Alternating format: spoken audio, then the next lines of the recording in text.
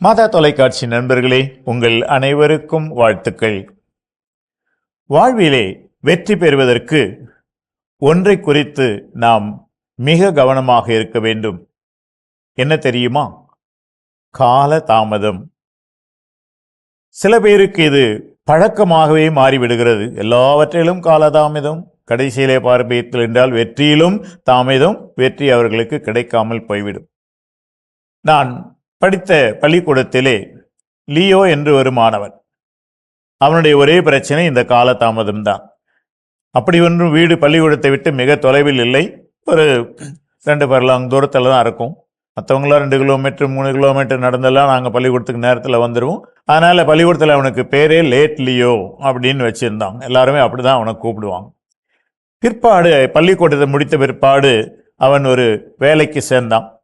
அந்த வேலையிலும் அதே போல காலதாமதமாக வேலைக்கு போவது.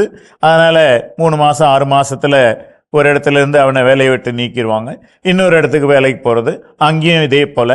எனவே வாழ்க்கையிலே ஒரு பிடிப்பு இல்லாமல், முன்னேற்றம் இல்லாமல் அவன் இருந்ததை நான் நினைத்து பார்த்திருக்கிறேன். பிறகுதான் நான் சிந்தித்தேன், என்ன காரணம்?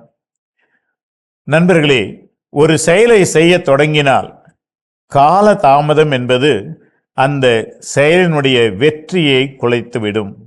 ஏனென்றால் ஒரு காரியத்தை செய்ய வேண்டும் என்று அதற்காக திட்டமிட்டு நேரத்தை ஒதுக்கி உரிய நேரத்தில் உரிய முயற்சியை அதில் ஈடுபடுத்தும் போது வெற்றி கிடைக்கிறது.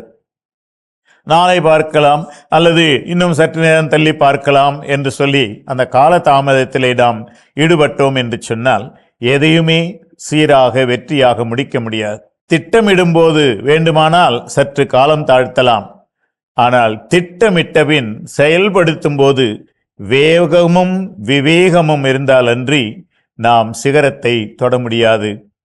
எனவே கால தாமதம் என்ற அந்த குறையை நம்மிடமிருந்து எடுத்துவிட்டு எல்லா காரியங்களையும் உரிய நேரத்தில் உரிய முறையில் உரிய முயற்சியோடு செய்வோம் என்றால் வெற்றி நமதே. ஏன், வெற்றி உங்களதாகவே இருக்கட்டும். உங்களை அன்போடு வாழ்த்துகிறேன்.